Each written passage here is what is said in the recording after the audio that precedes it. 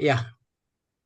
So welcome you all on this Environment Day on behalf of WFD Foundation, Work for Development Foundation. This is absolutely new organization which three of us founded. In fact, we are just 7 days old. Myself, Dipankar Khashnabish, I am based out of Bangalore, and of course there are two other members, founding members, Murari and Trilochan. You will be hearing from them, and they will also give a little more background of all of us. I wanted to take a minute or two just to explain WFD, the focus. As I said that while we are a week old, we between ourselves we are having significant experience. I of course come from the corporate background, but Tirochan and Murari are hands-on development professionals. So we want to bring in our combined experience and as well as the ecosystem which we are trying to build. And today's discussion is also part of that effort. We want to bring some new aspects to the development sector. We are all aware that it is a pretty evolved area, but nevertheless, there are two areas which we want to focus apart from getting engaged at the grassroots levels, bringing in whatever capacity, capability, as well as knowledge we have. One is, in our understanding, there is a severe lack of capacity or capability in the development sector, especially the small players, small development sector participants. And with increasing unavailability of foreign funding and tightening of the CSR funding and many other similar things like professionalism or even the higher scrutiny from the people who the sector work with, there is a urgent need to develop the capacity. So that is one area we want to focus on. And the other area which we found there is a significant gap is repository of knowledge, especially reusable knowledge, which organization can take and use and probably implement in their activities. So while the sector has done tremendous work, if we can all agree that it has done a not so great work in documenting the work it has done. And because of this lack of information about the sector, I think there had been a lot of misinformation, which has also seeped into the sector. So we want to document it. We can call it thought leadership or think tank. That will definitely be a focus. And this webinar, which is the first one which we are doing, but we hope to create it as a forum and do a series of them, which will be a platform which will aid to that focus. We want to make it an open platform where people can come and share their thoughts, ideas, ask the questions freely. And we will not obviously stop with just the webinar, which is the topic will be further analyzed at our end and published and taken to people involved, including decision makers as and when we can get an opportunity. So I will stop here and I will request Murari to give a little more background about the foundation and the plan ahead. Thank you, Dipankar. As Dipankar mentioned that we are very young organization, only 7 days old organization, but we have been thinking and talking to each other for about now 6 months. WFD Foundation is Work for Development Foundation. Development mean different for different people. So I want to spend little time on this, how we look at development.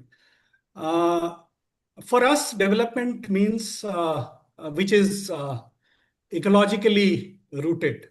So that is economically inclusive and equitable and socially just and humane. So this is how we look at development, and in all our work, we will keep these aspects in focus. As Dipankar mentioned, that we have three important verticals to start with. First vertical is, of course, we will directly engage with community, but more from a action research point of view. So we are calling it climate resilient communities initiative. So we will start with about five locations, and in next 4 or 5 years, and then later on we will see how much we can grow further.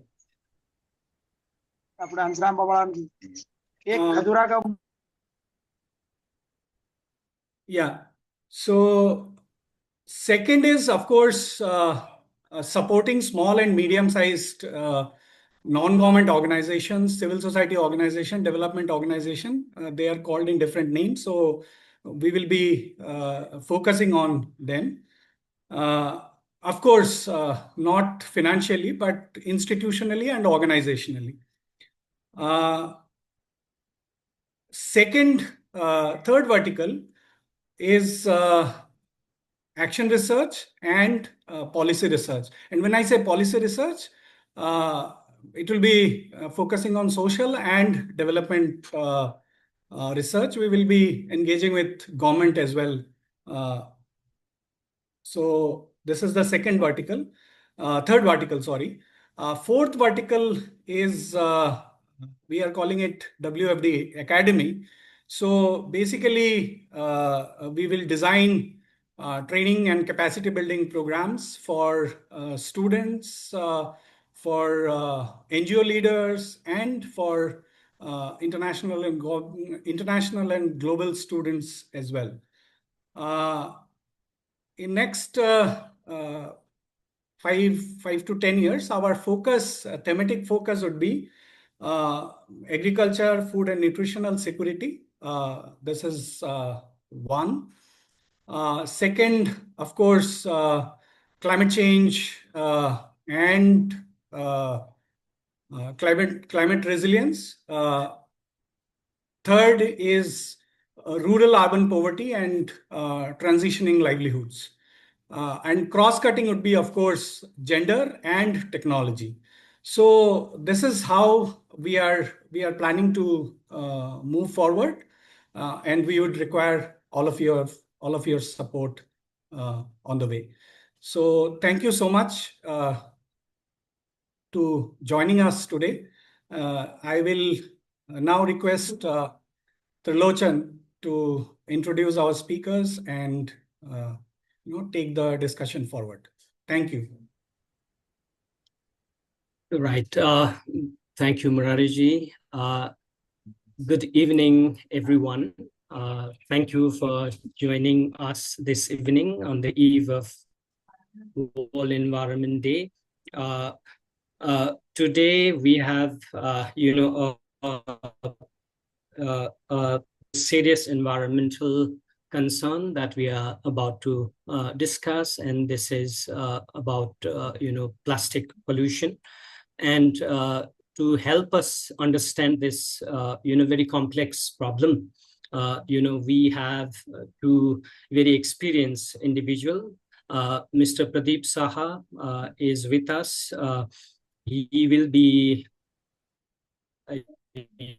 laying out the problem, and also sort of he has done documentation around India, and will be able to share some of the insights that he has learned while working. Pradip ji is the founder of damage control consultancy.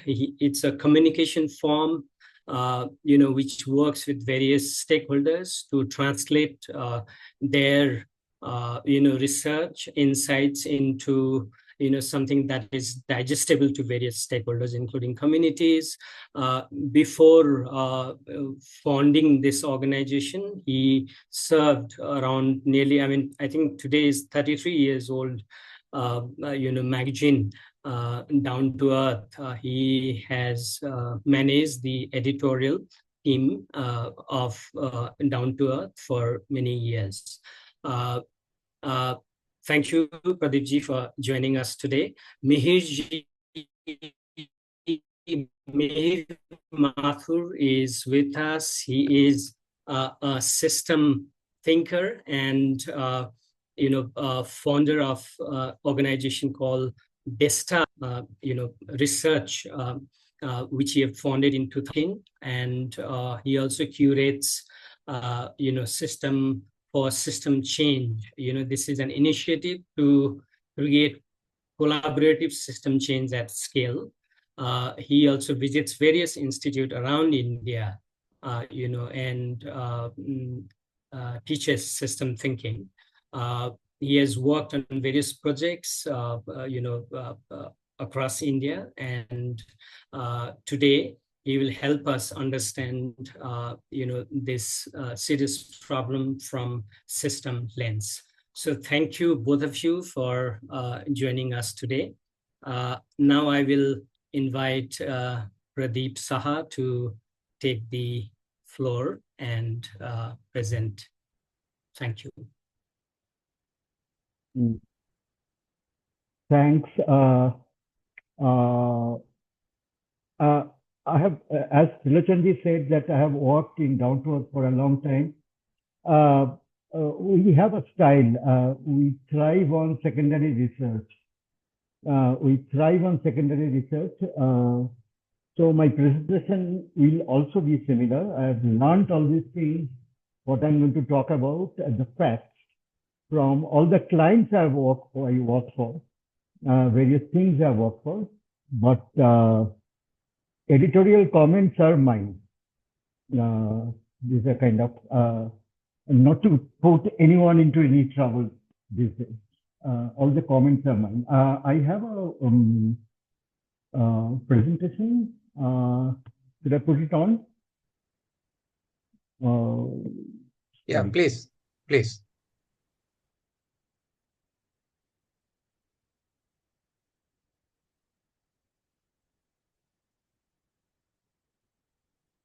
Is it visible? I think Pradipji's voice is not clear, is it? Yeah, little Am I audible? Yeah, better. now better. Yes. Okay. And we can see your presentation. Yes, Okay. you're audible Fine. and visible also. Okay. I'll have it's a little funny. The moment you say plastic, my thing is stop baby talking. It's an adult subject because we make too many loose comments while we talk about plastic. It's an amazingly complex scenario because it's the ultimate organic chemistry. It's very, very complex. And in environment, we know it's a mixture of physical science and social science. So human behavior and chemistry all taken together, plastic has become, it's completely entangled with our life. And it's become a very, very serious problem. In fact, it's such a serious problem that at times I would prefer to say nothing is going to happen. So what I'm going to do is I'm going to just point out 3 important points around plastic, which I would call kind of semi-mythology. And I'll try to get into a practical scenario and say that within this impossible event, what we can do, but it needs amazing amount of political will from the administration. Otherwise, it's not going to happen. It can't be like every few years you say beat plastic pollution. It's much beyond that. In fact, I'll start from there. This 2025, our slogan is beat plastic pollution, but it's not new. 2018 was also beat plastic pollution. 2018 is beat plastic pollution. I remember very well because India was host for 2018 World Environment Day, and we produced a book for Ministry of Environment and Forest and Climate Change, which was released by respected Prime Minister on that day. And this was the first, in fact, very thorough engagement with plastic, 2018. So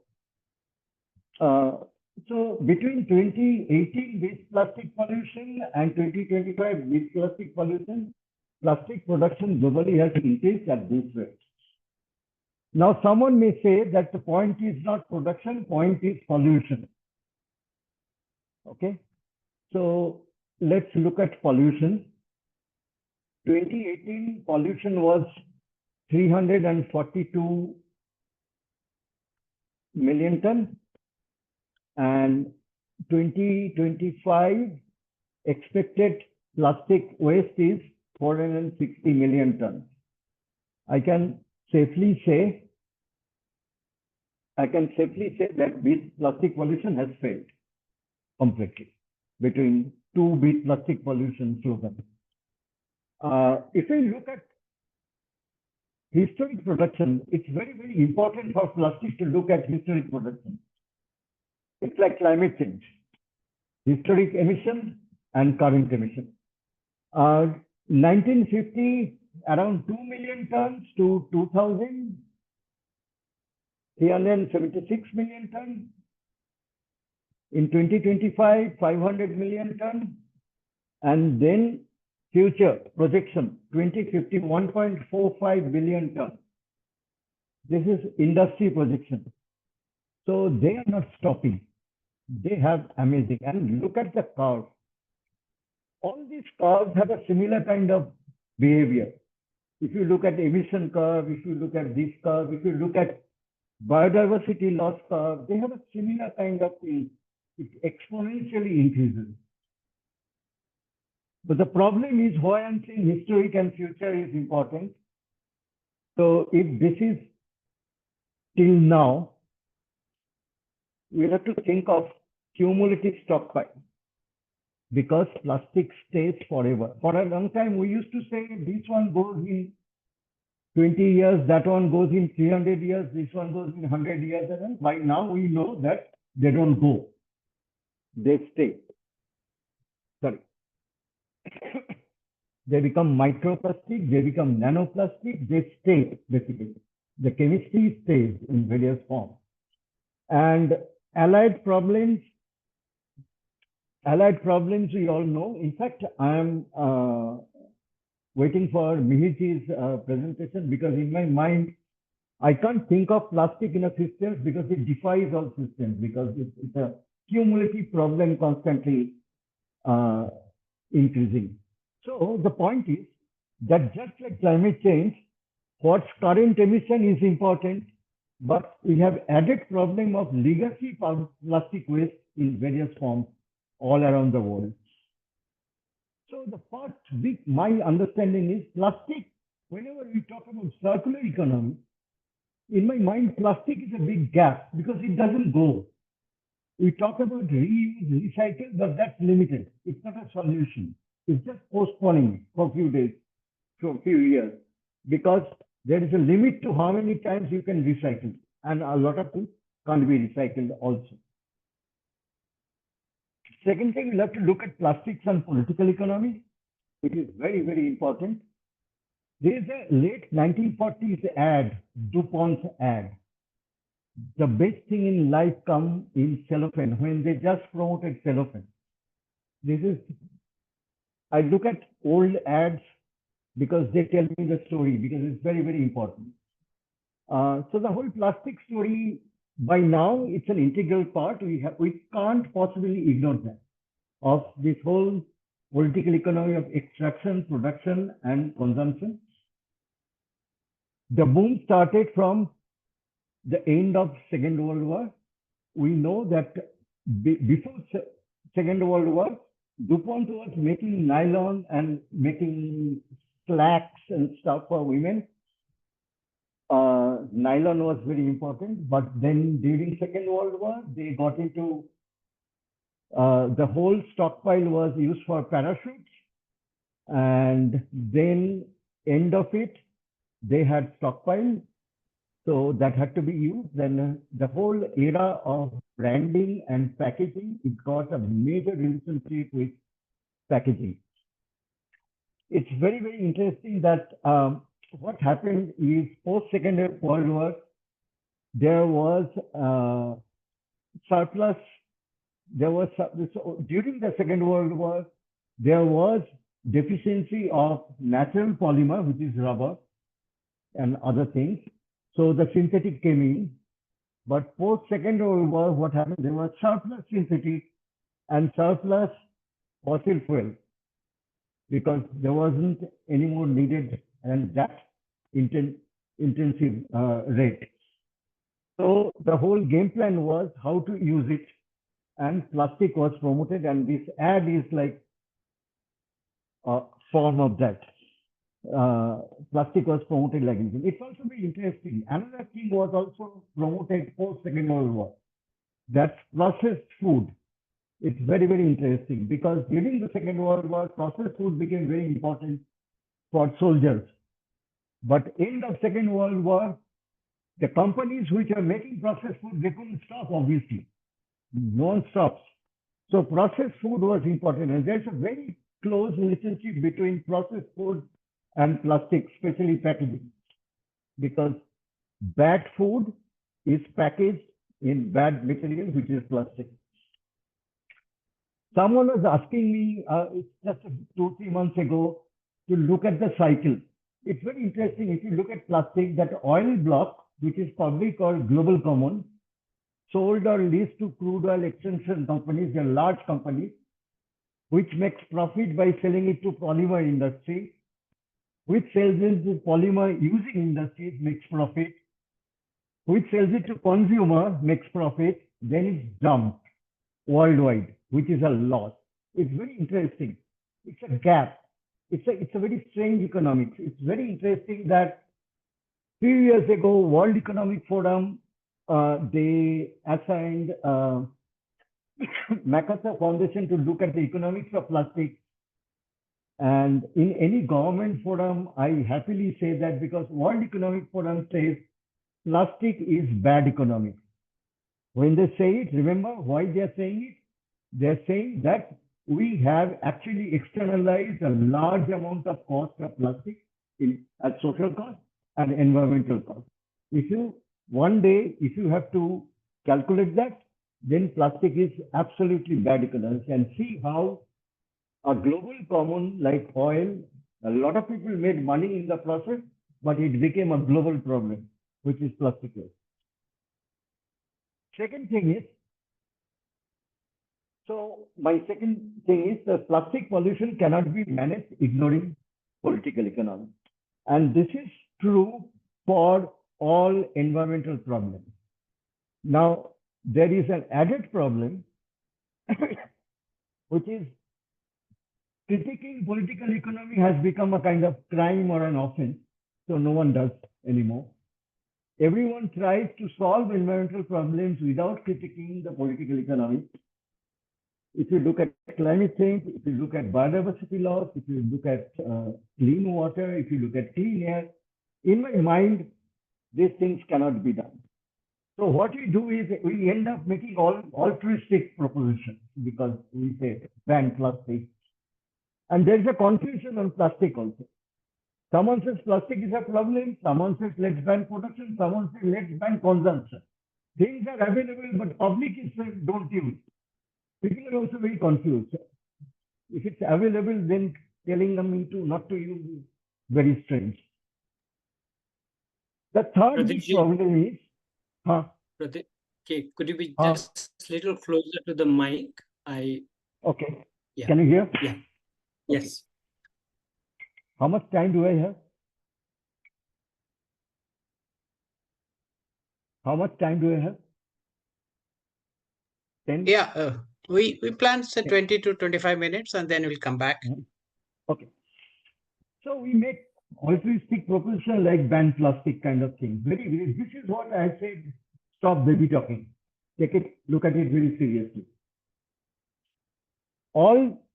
There are various different kinds of plastic. They are totally different in character. They have different chemistry. They have different use. They have different end of life character. So this ban plastic doesn't make any sense. And posting handling is completely different for each category. Then I look at certain sectors. And remember, reuse and recycle is not a perfect solution because it's not ending. Because at some point they will also become, you can't reuse or recycle, it will be in the environment. It's just postponing throwing into the environment. My point is certain sectors in today's world cannot operate anymore without plastic. You have to be absolutely, I'm now becoming practical. From getting out of my cynicism to being practical. Because it's a problem, we'll have to do something. Agriculture, healthcare, electrical and electronics, automobile and aviation, construction. You cannot do it anymore without plastic. There are certain things like healthcare, impossible. Electrical and electronics, impossible. Automobile also, because efficiency is coming from using plastic. The large Boeing planes are now, the composite they are using to reduce weight is made with plastic and construction. Then there is another law we should be looking at it very, very carefully. This is the area where we can reduce, we need policy. Fashion and accessories is very, very important. Fashion and accessories. We recently did some work for an oxymoron called sustainable fashion, and we found something very interesting. 85% of all garments end up either in landfill or incinerated. Okay. But at the same time, it's also very interesting. 60% of all fiber is polymer in fashion industry.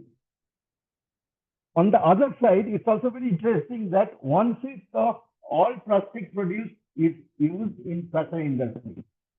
This is one industry one should be taking a very serious look at.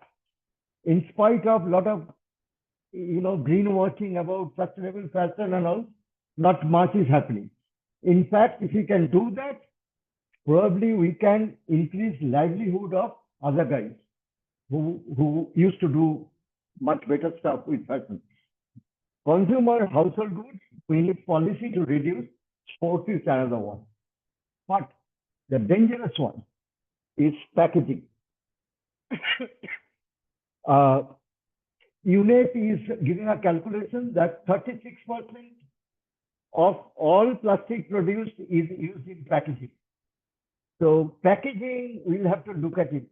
And packaging is very important because it's a cultural issue. Remember, when plastic was sold, it was called safe. It was called cheap. When processed food is sold, it's also called safe. It's also called cheap. But processed food, if you look at your lifetime medical cost, it will not remain cheap. Processed food got its own problem. Plastic is the same, similar thing. So packaging is very, very important to take a look at. So why we are being practical is that we should be worried about the tide that leaks into the environment and see, can we plug it? So it's a practical scenario I'm looking at. So what I'm going to do is I'm going to look at the whole waste management within that plastic management, how it happens. So what's looked at? I'm saying Anthropocene is over, it's plasticity. Plastic determines everything. You can see plastic in trees also. So if you look at plastic management, you see usage and plastic usage and disposal at a household level or at a commercial level. Either you have a door-to-door collection, which is either mixed or segregated as wet and dry. Okay, we are still not segregating completely. We'll come to that. It's very, very important. Or if we don't do, we randomly throw it in the open. Now, what happens with that is, what we are giving out as a door-to-door collection is going to the waste industry. What's thrown in the open, some amount is collected by the waste industry. And then valuable plastic is recycled or reused in the industry. Now, I'm saying waste industry very loosely. And it's important to take a look at waste industry. It's a pyramid. At the bottom of it is waste picker. If we look at India, 1.5 million waste pickers. And then itinerant buyers, then small aggregators, then big aggregators, then recycler. I have heard in last Delhi election that big aggregators are so big that they make political donations also. And if you look at the waste picker, it's the most crucial thing, and we are not at all recognizing it and looking at it seriously. Without the waste picker, the society is done. We are done completely. But they still remain unrecognized. This is a recent Chintan calculation that they are managing 60% of recycled plastic is managed by the waste picker. This is also very, very important. A catchphrase in today's world, just transition. This just transition, if you take it seriously, take waste pickers seriously. We'll have to think of, create a scenario where we recognize them, they become kind of formal labor force, and more we talk about circular economy, this is the new labor in circular economy. We can't ignore that, and we'll have to gear up for that. Sorry. So this is our whole scenario. Valuable plastic is recycled, and there's a new thing that has come up. Oh, sorry. So the uncollected plastic thrown in the open and economically unviable plastic is leaked into the environment. We'll have to understand that.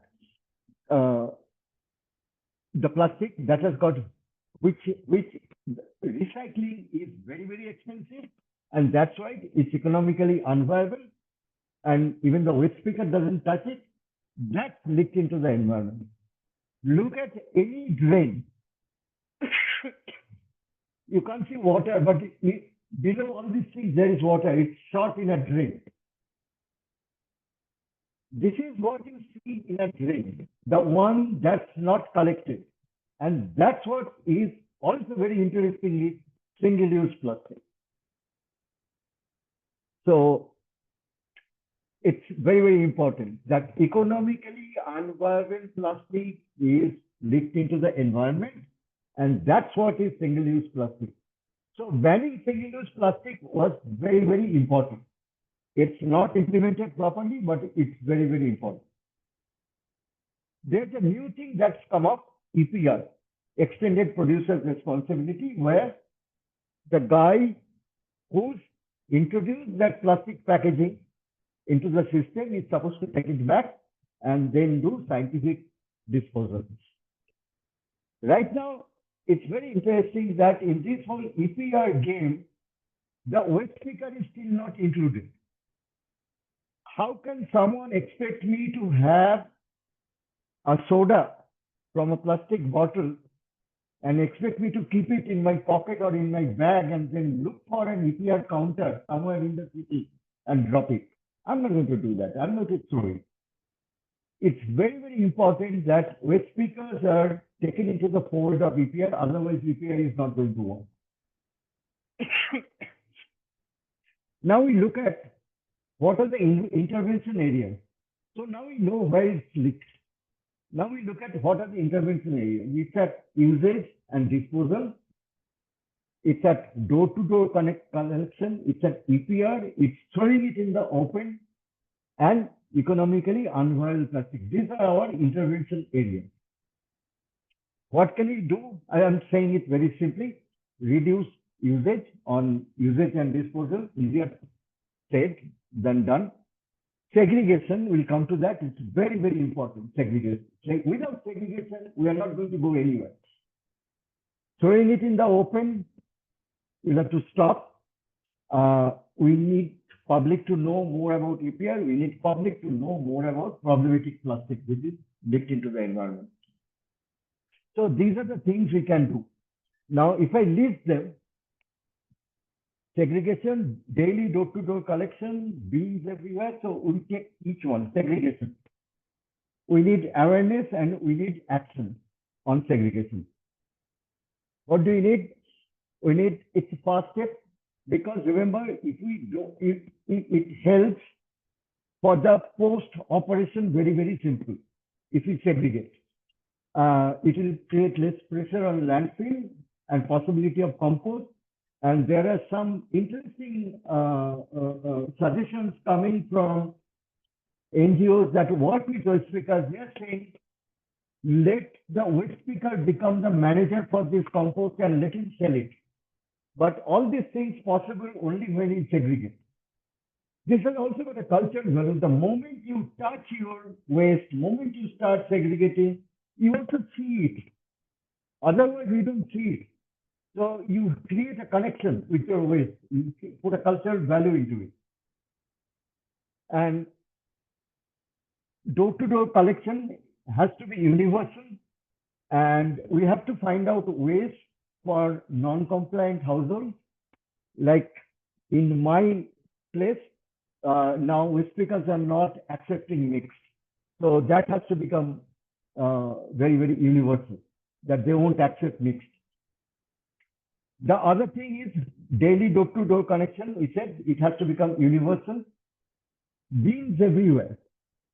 No point telling people not to litter and then people won't find a bin is a problem. There has to be a demand for bins and awareness for bins and awareness for what is what. We just worked on a project. We found it very interesting. In Ghaziabad municipality is doing a program with students, all government schools, class 9 to class 12. They're training so that they can monitor, tell people. I think it should be from there, not from older guys. It should be from the kids. Bins, then public knowledge about most problematic plastic. This is very, very important, and at the same time, policy also very, very important. It has to be implemented, single-use plastic. It's tough because if you look at certain industries, it's also very interesting that the most problematic single-use plastic is multi-layered plastic, which is amalgamated plastic and metals. That's the toughest one. But you look at it, all your sachets, $1, ₹1 shampoo, these, that, to Lays, and all those things. And product sizes are becoming smaller because people don't have enough money. People can buy a whole bottle of shampoo. They will buy one sachet of one the day they want to wash their head. So there is a practical problem. We'll have to overcome all those things. And branding is a big problem with that because all these things are happening because of branding. Everyone wants to brand. The other thing is public knowledge about EPR. No one knows about EPR. No one knows what is it. No one knows where a counter is.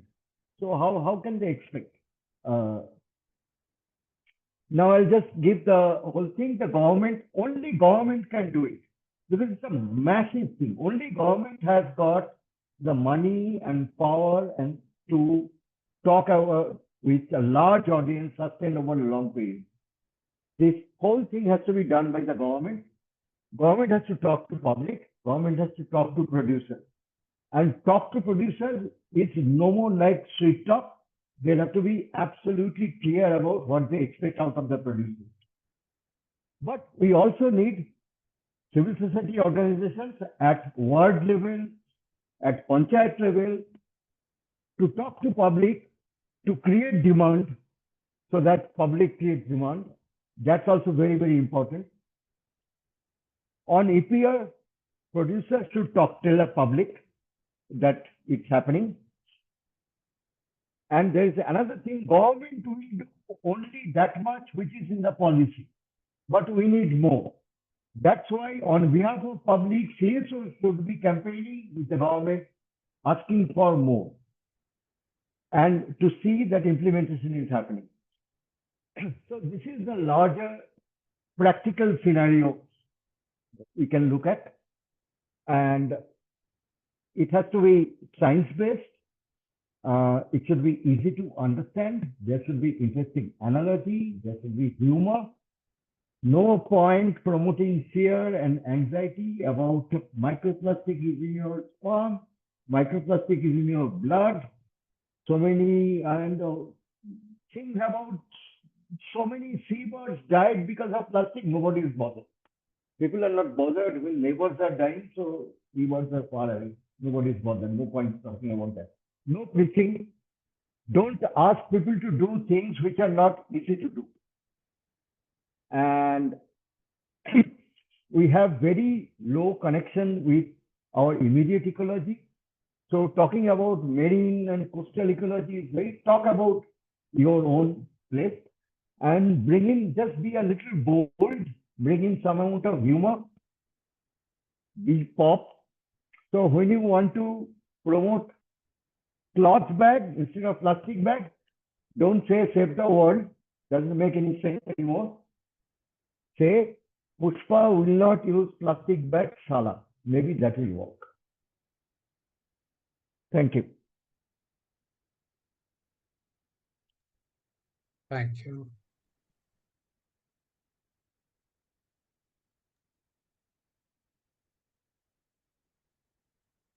Thank you,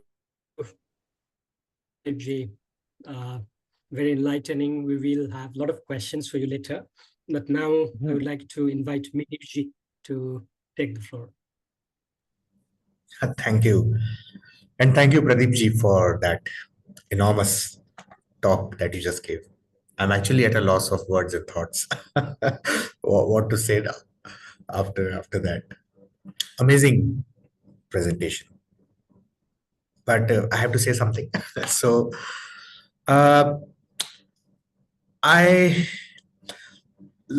over the last 18 years since I've been practicing systems thinking, I am today having more questions than answers, unfortunately.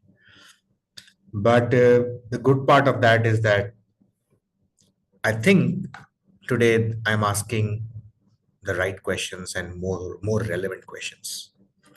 Otherwise, the world is full of questions and we can get lost in that maze. So in that sense, systems thinking has helped me to really ask the right questions, to ask the most relevant questions over time. And I will have a lot of questions to also ask everyone present in this Zoom room. I'll begin with climate change, because that is something which is very close to my heart.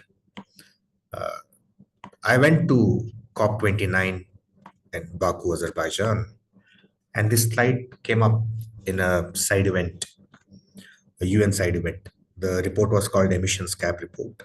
And I will zoom into this. If you look at this, the report says that there's a 100% probability that we are currently heading at 1.5 degrees. And even with different scenarios, ambitious scenarios, we continue to remain on a 100% probability at 1.5. We are at a 97% probability that we are at 2 degrees, right? And even with the ambitious scenario, we end up at 94 and 79%. At a very ambitious of all net zero pledges, we end up at reducing it by 20.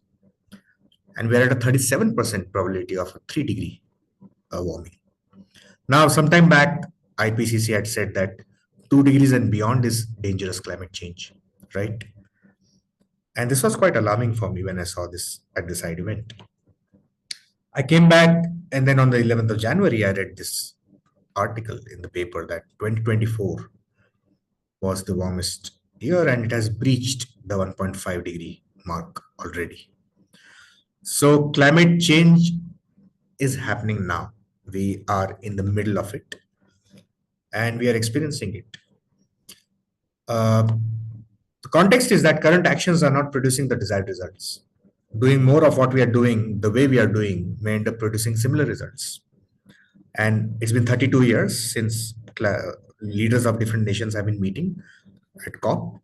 As a result of that, the exponential curve that you showed, Pradipji, it has also replicated itself in emissions and in temperature rise.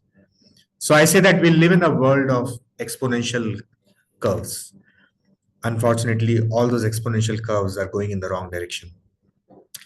And that is a big problem. Hence, my articulation of the problem is we need to change the way we do things and rethink the things we need to do. I think we have to start from there. But we are stuck in a common worldview. And this is something which I feel is our common worldview. Now, we know that there is climate change and there is plastic pollution. But using technology and money, we have privatized the environment. So we use water purifiers, air conditioners, heaters to create a private environment.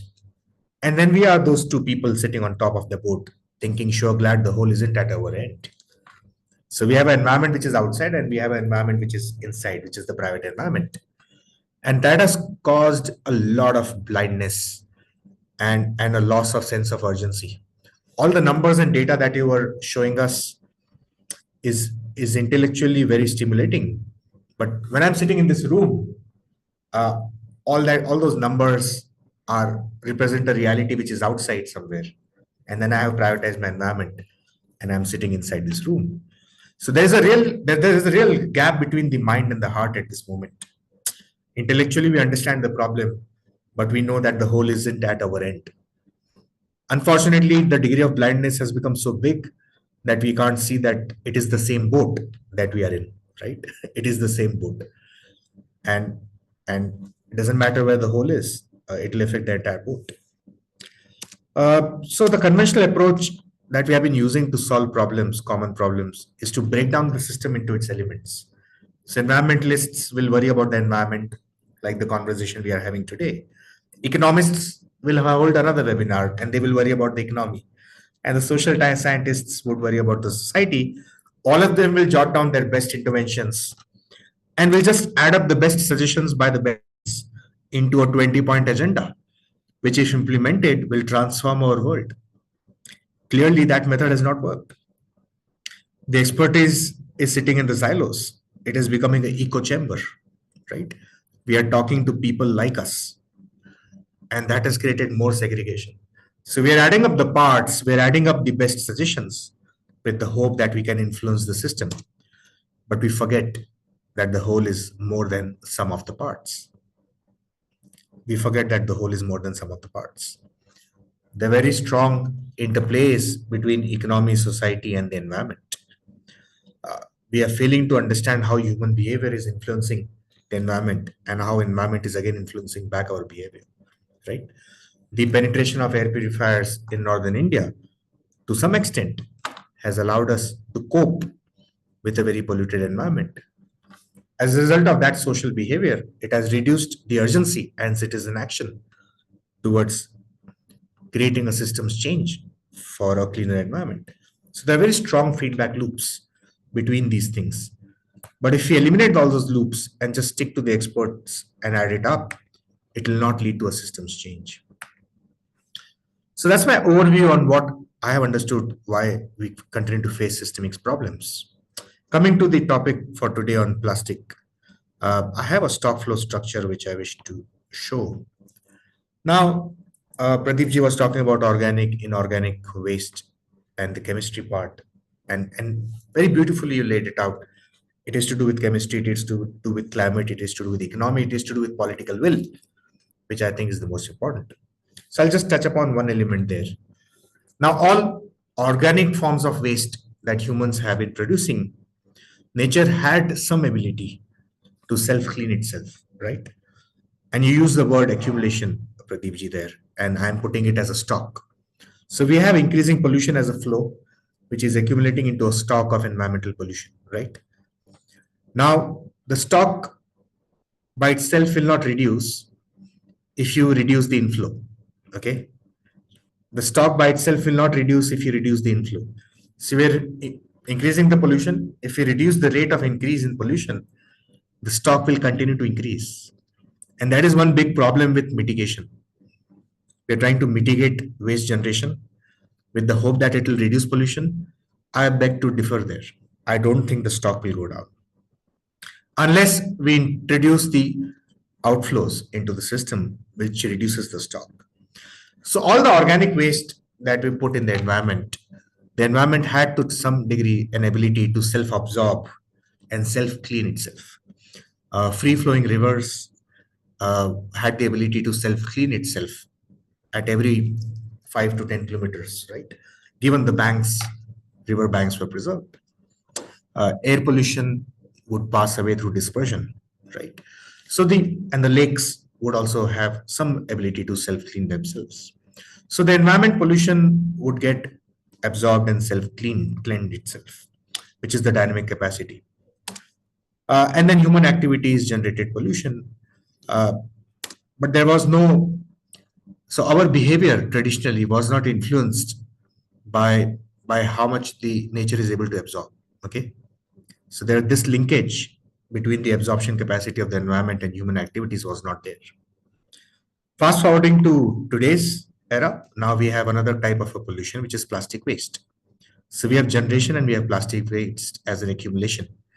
Unfortunately, nature does not have the similar ability to self-clean itself when it comes to plastic.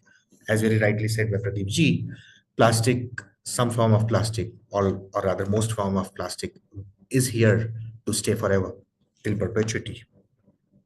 So the balancing feedback loop the nature had to self-clean itself, self-regulate, is absent here, right? Hence, we need to design a balancing feedback loop which actually reduces the waste generation, which is the problem that Pradip ji was talking about. It is to do with political will, it is to do with human behavior, it is to do with the economics, right? And we have substantial issues there. So the plastic that we see in the environment is actually the symptom. It is not the problem. It is the symptom, right? The structure which is producing the problem is actually the problem. So these balancing loops right now are extremely weak. More plastic waste in the environment actually should have reduced human activities producing plastic and thereby created a self-regulating mechanism.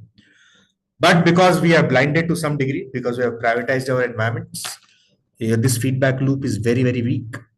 It is extremely weak. We don't see the effects of our own actions. They are separated over time and space.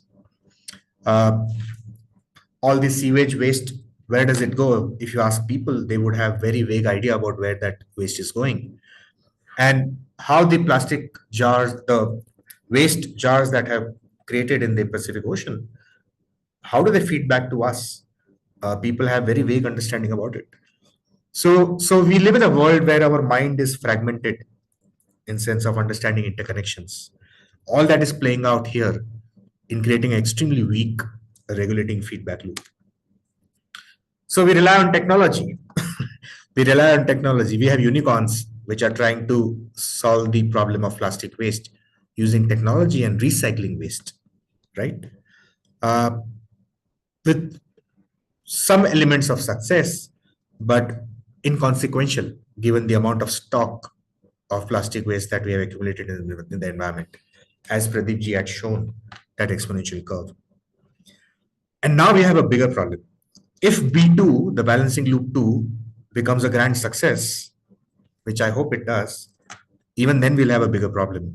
Because unlike historical eras, in the modern era, we have a problem of a rebound effect.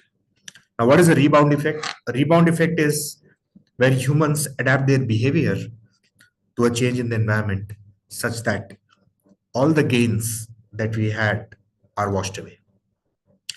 if I get energy efficient LED lights in the room, the tendency is to keep them on for longer, right? So the benefits that we gain by becoming more efficient have been washed out because we have ended up increasing our consumption. And this is one of the problems by cleaning up waste. If we see that the waste has been cleaned up, our motivation to reduce waste also goes down. And then it becomes a reinforcing loop. We are trapped. So we have more plastic waste, we end up recycling more. As a result of that, human activities producing plastic waste also remains where they are because we are cleaning it up at the same rate. And then we end up increasing the inflow again, right? So now it has become a self-defeating loop, right? It is reinforcing. The solution is actually partly creating the problem again. So the rebound effects in problem solving are real.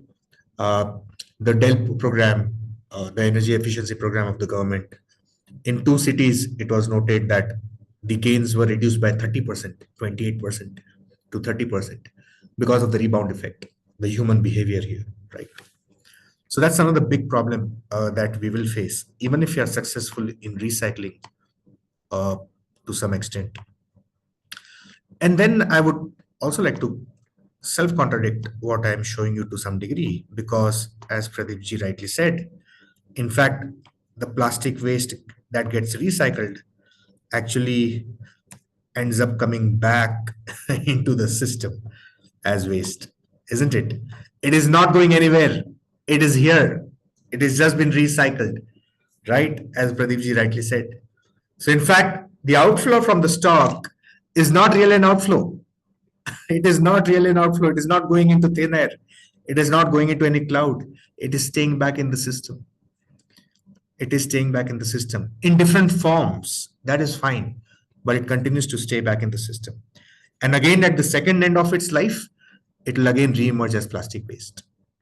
So even the balancing loop 2, which we think is problem solving, is only partly problem solving. It is delaying the problem, right? So at the end of the second life cycle, it will again show up as plastic waste, where the costs for recycling could potentially be even more. And it could be even more difficult and costly. So that's my narration about how we are trying to solve the problem, but unfortunately, we will not be able to solve the problem per se, using the methods that we are using right now. What are the response pathways left for us? Mitigation, reactive adaptation, and proactive adaptation.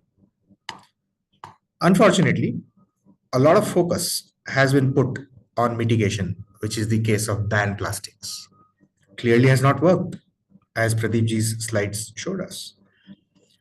And then the second option is reactive adaptation, which means we are just reacting to the problem, right? What are we doing as a reaction? We are saying recycle. We are saying reuse. But does that help us reduce the stock of waste in the system? It does not, right? It does not. And Pradip ji talked about circular economy and he was bang on there. It does not really help us get rid of the plastic accumulated in the system. So even reactive forms of adaptation are not really working for us. What do we need? I think we need proactive forms of adaptation, which is more than mitigation and it is more than reactive adaptation. We need to replace the last slide of jute bag or the paper cloth bag. I really liked. But we cannot just replace in parts. We need to replace the entire system, right? Part by part, but we need to replace the entire system. So we need to replace, we need to remove, we need to renew, and most importantly, we need to reinvent. And the reinvention is not just of the technology. The reinvention is of our belief systems. And I think that is where the biggest trap is sitting right now, right? We are busy trying to fix parts of the problem using technology and money and resources, but we are still using the same thinking to solve the problem that created the problem. We are using the same thinking to solve the problem that created the problem. So we need to really reinvent not just technology, but our own belief systems. So what is my hypothesis for the future? Do I have a way of telling you how we can solve problem? No, but I do have a hypothesis on how we can create systems change. Okay. So in my own approach towards working, I'm moving away from problem solving. I'm moving away from problem solving because I've experienced that there are problems with problem solving. There are problems with problem solving. That balancing loop too, which I showed you, recycle, that's problem solving. You're recycling, but the system is creating a feedback loop back to your system. So accumulation doesn't go down, right? You're just fixing. So I think problem solving is similar to problem fixing, the way we have been doing it. So we cannot use the same thinking anymore. So I think we have to move from problem solving to systems change. In problem solving, what do? We do symptom suppression. So the plastic, the numbers and the amount that we see is actually the symptom. That is not the problem, right? That is the symptom. But through our problem solving, we are trying to suppress the symptom, right? In systems change, we have to rethink the system. We have to also think about motivations here. So for example, even if I run a green enterprise, and if it becomes successful and if I get more money, the purpose of money is such that I will end up increasing my own footprint. So green enterprises becoming unicorn will also end up increasing their own footprints, which is detrimental for the environment itself. So we see the self-defeating feedback loop here. More money ends up making us do things with which we did not start as a purpose. So we need to really rethink the system itself, including the purpose of money. In problem solving, we are managing symptoms. It's a very symptomatic management method, from one suppression to another suppression. In systems change, we have to rethink the relationships between systems. We have to rethink people-to-people relationship, people-to-environment relationship, environment to economy relationship, economy to environment relationship. The whole school of ecological economics is trying to make a dent through this, trying to help us rethink the relationships between ecology and economy. Unfortunately, problem solving shows relatively fast change. So we can show that how much amount of plastic has been recycled. And that becomes a very big success indicator. And that's why most of the funding goes there. And then people working on systems change are starved of money to create systems change. Why? Because system change is a slow process. I think one of the problems is that we are in a rush to solve all problems. And that has become a bigger problem for us.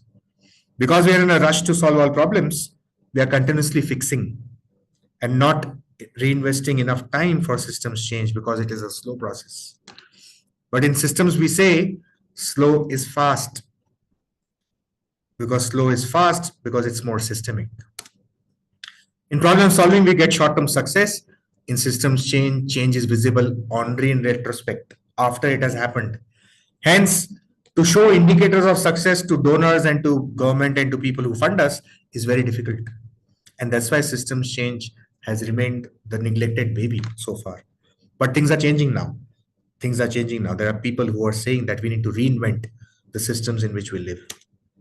So we really have to move from problem solving to systems change. And there are ways and methods on how we can do that.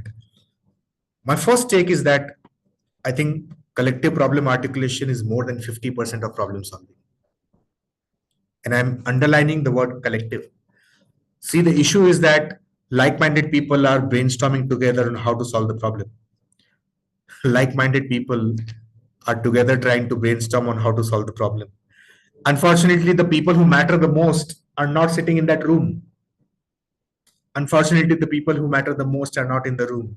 Just like this Zoom webinar right now. The people who matter the most are not here. So even if we problem articulate together, I don't think it is collective problem articulation. I don't think it is collective problem articulation. So in my experience, I feel collective problem articulation is more than 50% of problem solving. So we need to really talk to people who are not like us.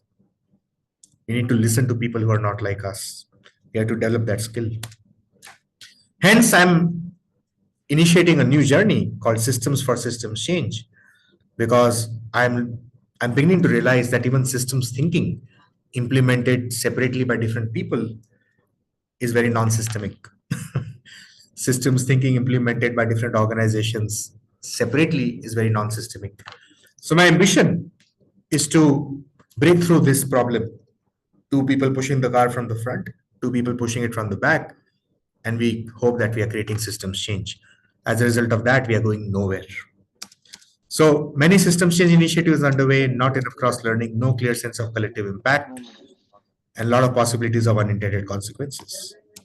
So three things that I propose in systems for systems change.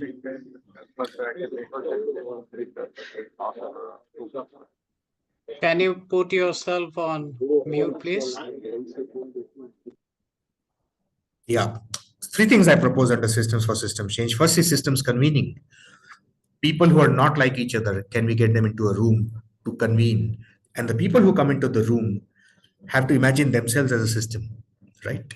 And that systems convening. How can we start defining common agendas? Next is systems being. We are very busy analytically trying to solve problems. It is not working. A lot of inner shift is required. A lot of deep listening to our own thoughts, our own being, and to the external environment is required. Systems being is the second I am proposing. And third is systems leadership. A systems leader is not always sitting on top of the hierarchy, unfortunately. But we are very busy trying to influence the person who's on top of the hierarchy. It has very limited leverage. A systems leader could be anywhere in the hierarchy. A systems leader could be a community-based person also, right? We need to identify systems leaders who are inspiring others to do things for the betterment of the whole and not just their own part. So systems leadership is the third dimension that I wish to touch upon. If we can do this together, I hope that we still stand a chance to create the future that we want to create. Thank you very much.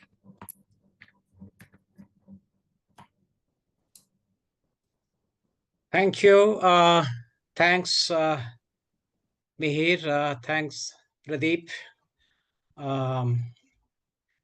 Personally, it's a learning, but I think I am ending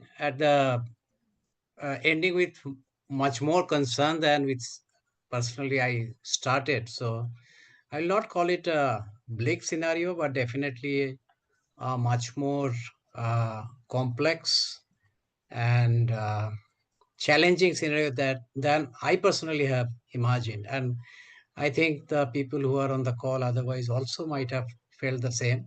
So we have some time to take some questions. So I have a couple of questions. I'm sure Trilogy and Murari also have. But let me first go to the participants. So any of you, if you want to ask, there is of course a message from Vivek Avasti. I will read it out later. But any of you want to ask any question, you can unmute yourself and you can ask it.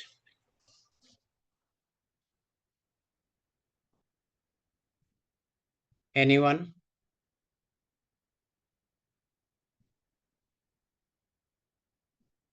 Okay. I think nobody is asking for now. So I will take this comment and read out this interesting comment. It's not a question per se. You can also read it. So I have been, Vivek writes, I have been an environmental activist for last 3 years on project Chutka nuclear power plant based in Mandla district of Madhya Pradesh. It's a huge disaster to MP. In our nation as a waste of this power plant will affect the holy river Narmada and living beings of Narmada. So he goes on to say that, he is trying to, create awareness for last 3 years among the people. He has not, of course, talked about with how successful it had been, but I will assume that it would have made limited impact. So, Vivek, if you want to tell anything on this, you can add. Otherwise, my question to either of the panelists, if you have any comment, because this, of course, we know the nuclear waste is a much bigger issue than we understand with the everybody talking about artificial intelligence and the enormous energy that will be requiring. I think there is this discussion about going back to nuclear production has come back to the entire world, and very soon we may have it coming back. And in India, at least, we know certain cases where there had been unconfirmed reports of nuclear waste damaging the local ecosystem, though it had never been proved. So it's a tough space to be in. It can be deadly. It stays on as much as plastic, if not longer. And then most of the pollution happens at much remote locations than where we are, where the plants are. So either of you would like to have any thoughts or advice or suggestion for Vivek, how to go about?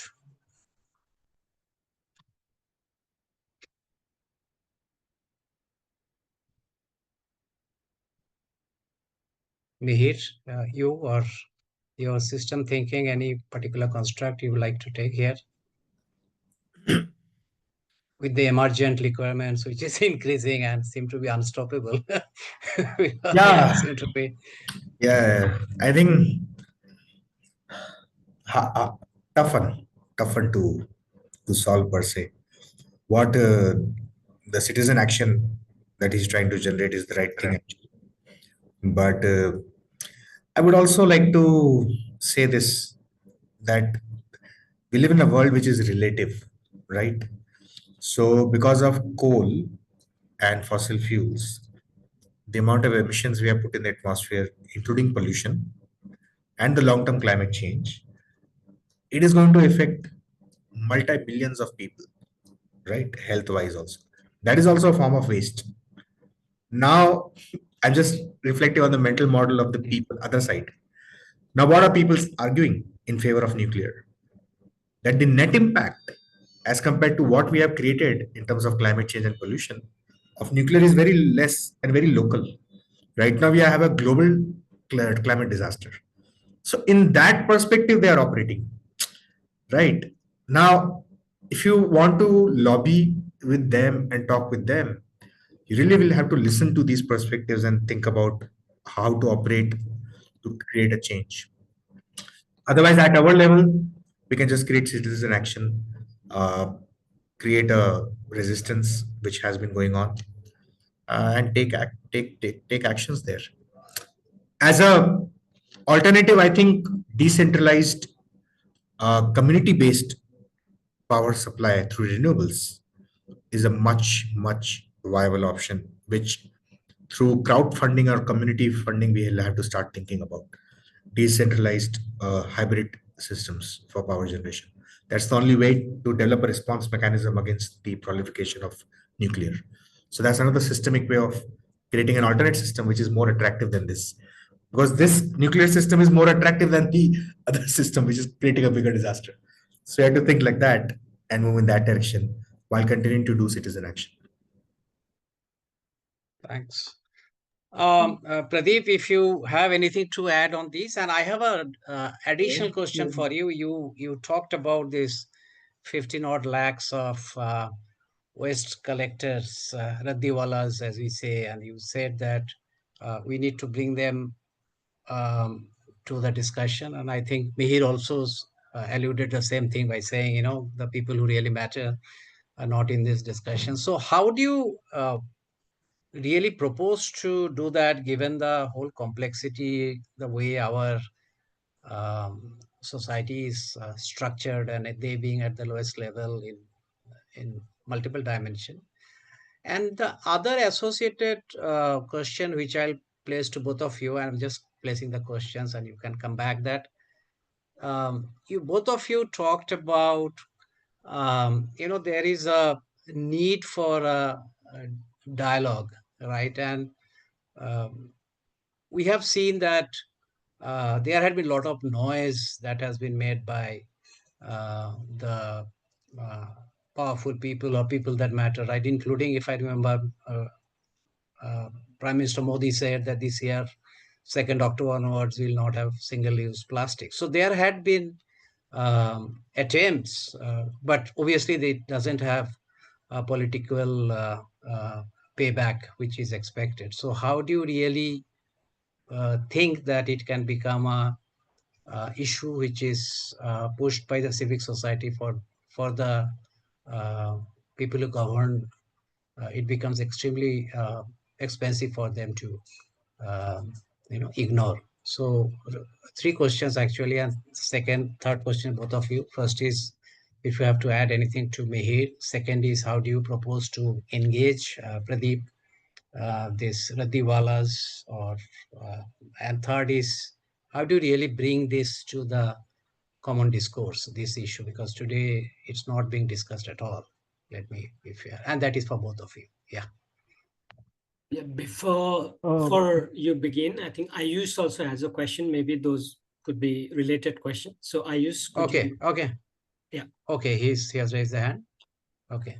Go ahead, Ayush. You can unmute yourself and speak. Okay, namaste, sir. Good evening. And I am Ayush Gurung, all the way from Sikkim. And I guess you all know the Sikkim's policy related to environmental and plastic ban. So, as far as this forum is concerned, or like this meeting is concerned, I just want to ask any of you can reply this. Uh, I actually run an organization called Lux Maxing Sikkim. So what I actually wanted to ask is that as a founder and president of this organization that I'm currently running, what should be my duty? I'm not asking you like you have to do this or that, but related to plastic issues and related to this whatever we are discussing on, be it plastic uh, pollution. So what should be my take on to how should I address people and how should I raise awareness about this? This is my just a curious question. Okay. Should I start? Just quick response to nuclear, too big. In fact, what Mihir just said, that people are always doing this relative toxicity.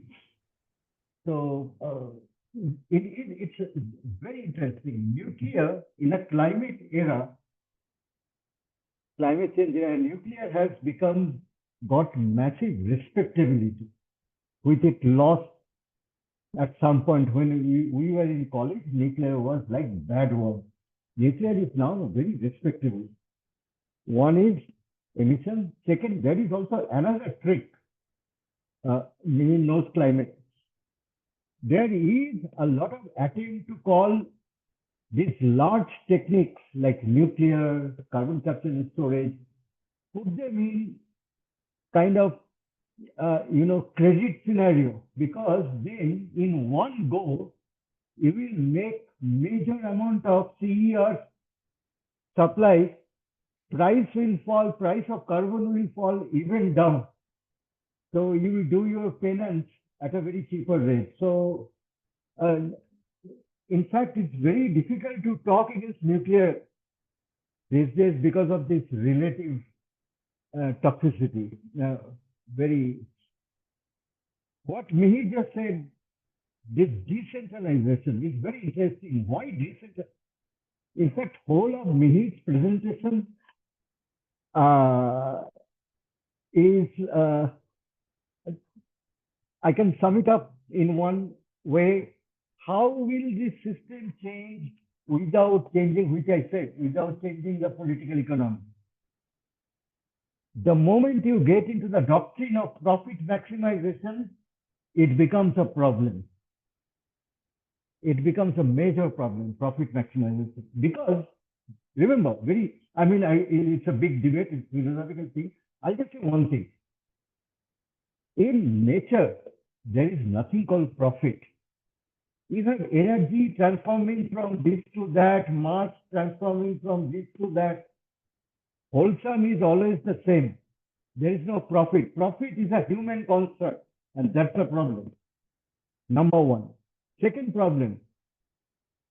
We talk about privatizing environment. Yeah, it's a big thing. But for me, the problem is even bigger. You know, my maternal uncle used to be a contractor for Calcutta Corporation long ago. It was private. He made small lanes as private contractor. Private was there for a long, long time. Problem is consolidation. Why things are big? Why decentralized doesn't happen? Because consolidation happening. Problem is no more, in economic terms, privatization.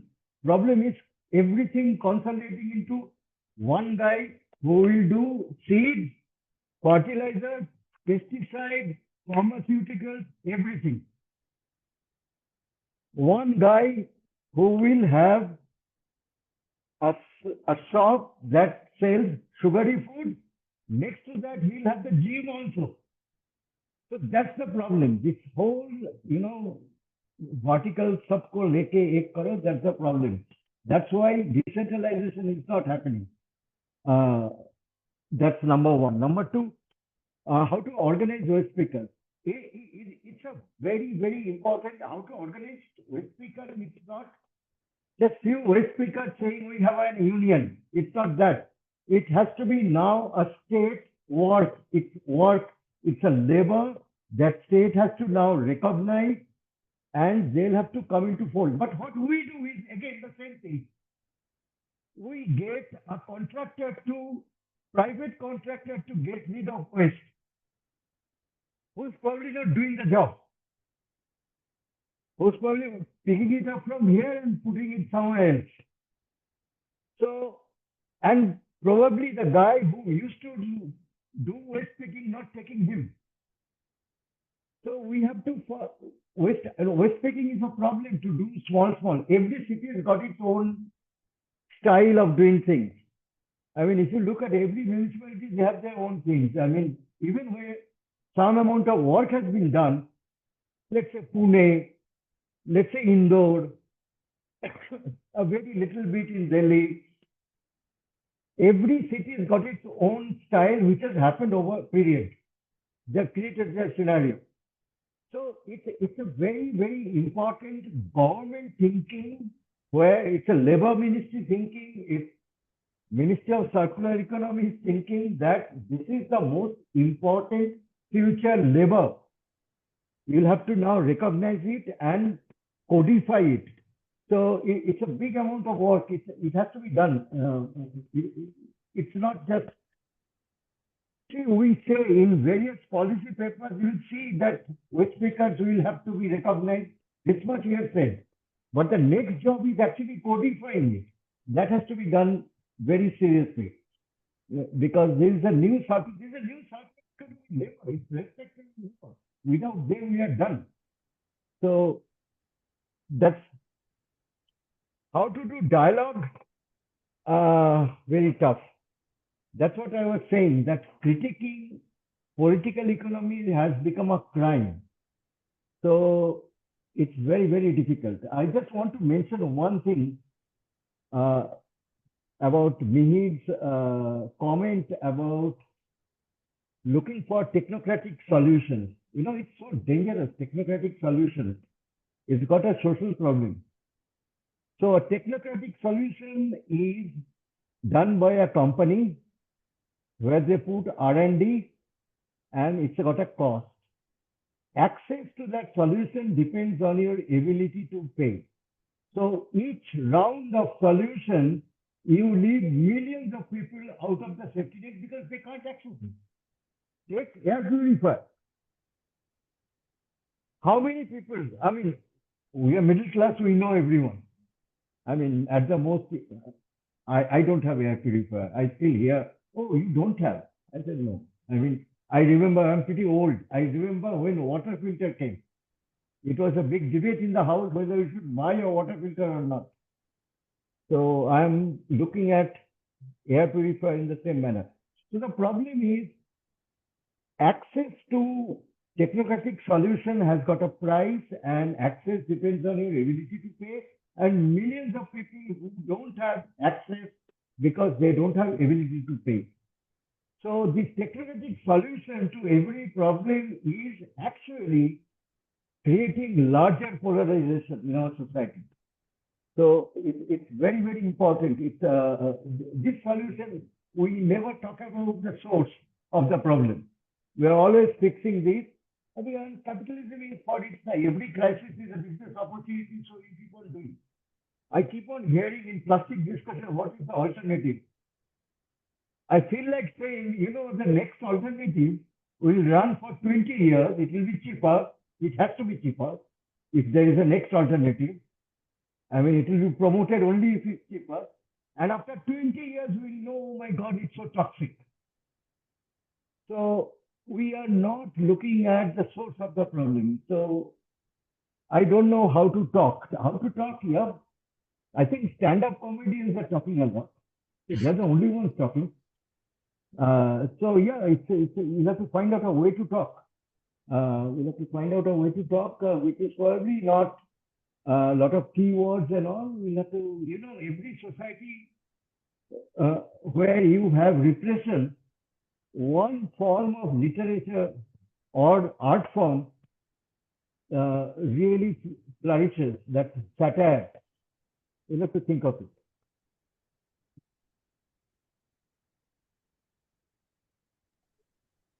Ayush's question is tough. Yeah. Yeah. I was asking you about anything for Ayush. Mihir? Yeah, I mean, what Ayush you could do, I mean, we talk about dialogue, but I think a very important part of dialogue is listening. Okay. So I think you should take the lead there and you should call very diverse set of people and you should listen to each one of them as they speak in the same room. And you have to set some ground rules. The ground rules is that we will not necessarily challenge each other. It is just a listening exercise. It is not a debate. So dialogue and debate has to be separated and you'll have to be very careful there. I think listening as a skill is becoming fast extinct. We are trying to learn how to communicate better, but we are forgetting to listen. So I would encourage you to do that first. And please call different set of peoples who you think might have a diametrically opposite viewpoint. That's perfectly fine. Please get them into a room and convene them and listen to them. Allow each person to articulate the problem as he or she sees from their viewpoint. It is very important. If you listen to people, they may have little more faith in you. Okay. So I feel you should do that. You should convene a dialogue and reflect on what you have heard and then recreate your purpose, recreate your articulation of the problem. Okay. All of us are busy articulating the problem from our point of view. It is not helping all of us together. So spend quality time in collective problem articulation by listening, then come up with a hypothesis and invite everyone to volunteer or to jump in for if they have any inclination for working together. I'm sure if you call 9, at least 2 will come back if you do a good listening exercise. And 2 is a great number to start with. Trust me. Yeah, I just want to add a few things here on Ayush's question because he started off by saying that, all of you know about Sikkim tiny state policies and, plastics. Essentially, the state has banned local production of water, bottled water, which is 1 liter. Okay, 1 liter water bottle production is banned in the state. Yeah. Yeah. Actually, the entire Nilgiri's Biosphere Reserve has also banned this. Right. If you go to the entire Nilgiri Biosphere Reserve, you can only get a 5-liter water bottle. That's all.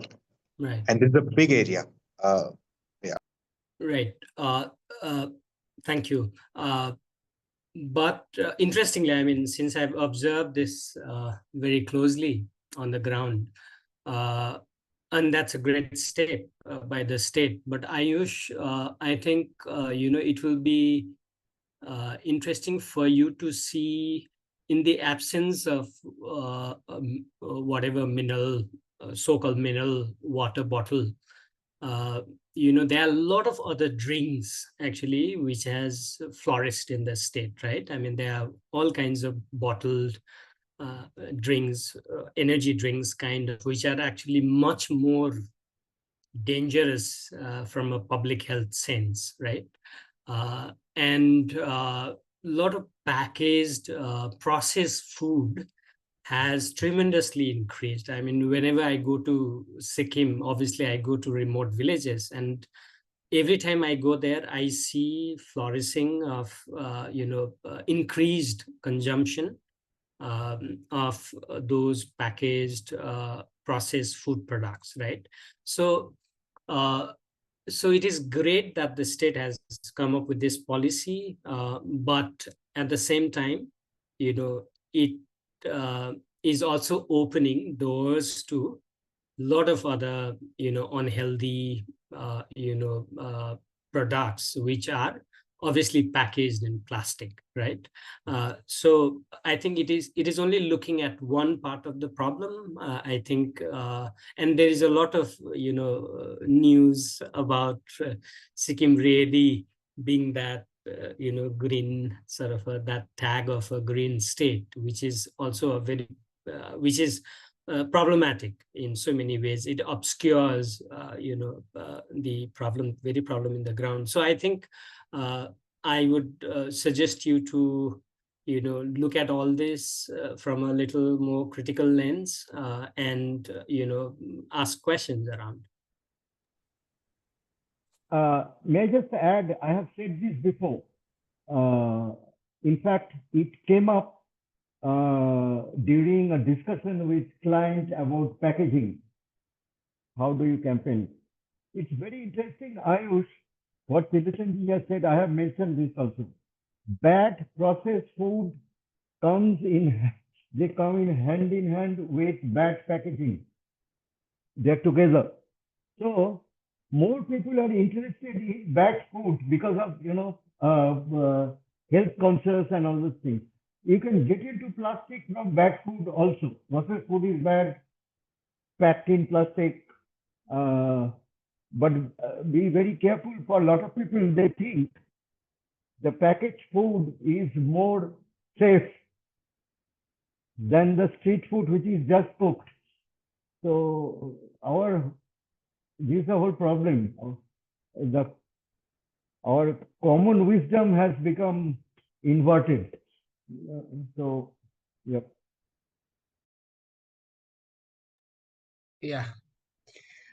So I think we have a little, not just out of time, we have short by almost 10 minutes. So we'll bring it a close. We planned up to 8 o'clock.